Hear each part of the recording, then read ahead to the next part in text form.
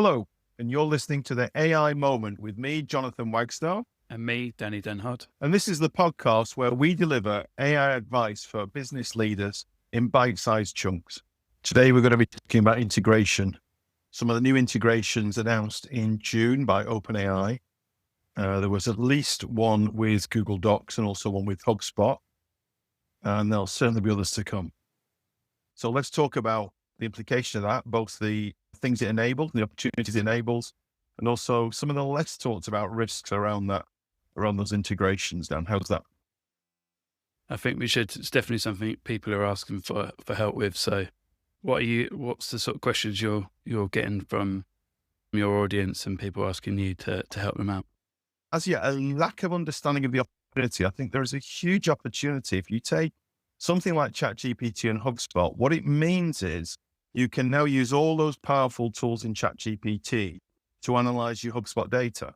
So all of that stuff you've got, all that CRM data you've got, all of those workflows you might have, all of those emails you've sent and received, you can now really trawl that stuff and you can start to get it to do things like, say, go and look at the last 100 people we closed one, and then go and find me another 100 in the prospect base that look very similar. And let's work out how we go and target our reps on those hot to trot should be opportunities as an example. So I mean, they're the sorts of things I think it gives us an opportunity. And again, having it interrogate Google Docs, if you've got lots and lots of info in your Google Docs, having HubSpot able to interrogate and surface things from there, hugely powerful potentially, right? Yeah, I've seen so many people struggle when it comes to, CRM management, and actually understanding the quality of their, MQLs, SQLs. And I think what OpenAI and a number of the tools are working out is they just have to be the integration hub now. They have to be the Hoover to vacuum up all that information. And it's like a cooperation to build these tools that are going to help you prospect and then potentially find your next big audience. Yeah, and I think there's it's not a conversation for this talk, but there is a whole set of conversations around, do those what are now LLM tools become kind of your operating system for your life, so that they help you manage everything in your life like that. That's a different conversation for a different day. I think what it might do that's quite interesting is one of the big problems with CRM adoption historically has been getting salespeople to fill it in properly. So I think one of the things it might now force is that to happen, because actually if there's really good data in the CRM, it needs that for the ChatGPT analysis to be, give you something really worthwhile. It needs to be working on accurate data. And I think we might get people more willing to fill in that data if they can see the results it's going to give them. If I fill in my CRM accurately, the AI can surface opportunities for me as a person, so I can then go and more efficiently get out there and target people who are likely to buy what I sell. I think that's one of the areas it might make a change to. Yeah, I also like the idea of it being able to go and associate an email or a customer record, going off and pulling in as much information as it can. I know there's a number of different plugins for different tools that people use in Gmail or Outlook, but I think with this sort of style of integration, it will be essentially your assistant. He will go out and quality check and find out a lot more information about the relevant people. And again, like you said, there's probably a lot of salespeople or marketeers that prefer to use a Google Sheet and keep it all in there and not update their CRM. So I think it's definitely a dual play on that. And it's interesting to see if a company exec is being able to hold people accountable on the quality of input rather than just point the fingers at each other. So it's definitely an interesting area and something that people need assistance with, as opposed to them always going to go off and do a better job. Yeah, and I think the other thing to your point you just made is that one of the things you can start to do with this technology that maybe you couldn't do before is, I've seen people already doing this, saying, okay, go and examine all those emails I've exchanged with that individual, both the ones I've sent to them, the ones they've sent to me.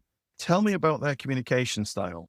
Tell me how I should best communicate with that individual, given the way they are. Are they straight to the point, or do they like to fluff the conversation out, and start to give me some insights? My favorite example is the Netflix CMO recently said at Cannes that he uses ChatGPT to fill out her 360 reviews, especially for a boss, because it understands the conversational tone, understands enough about them to be able to that offer some insights in the language that Ted Sarandos would probably love to receive as opposed to wouldn't.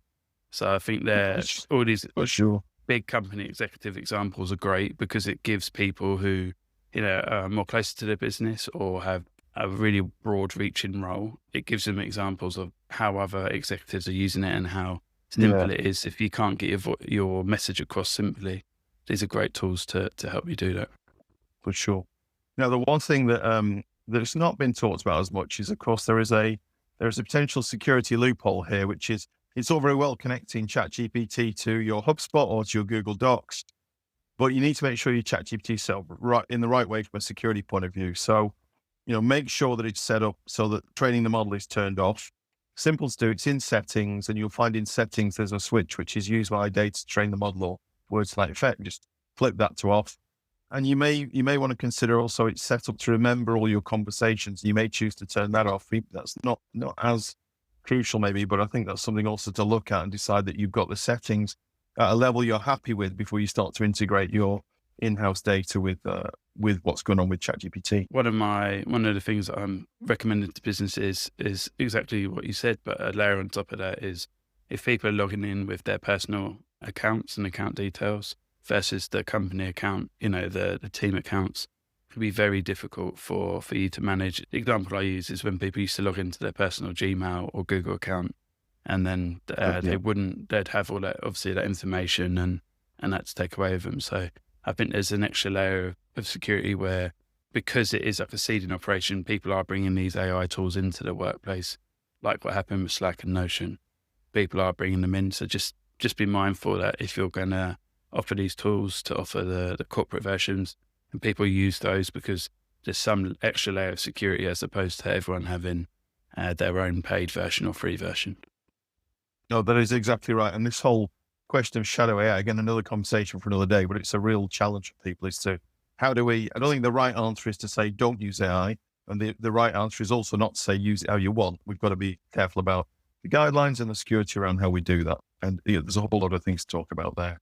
But in summary, for this conversation, Dan, I think the question is, be aware that these things have been announced, that ChatGPT has announced these connections with HubSpot and with Google Docs.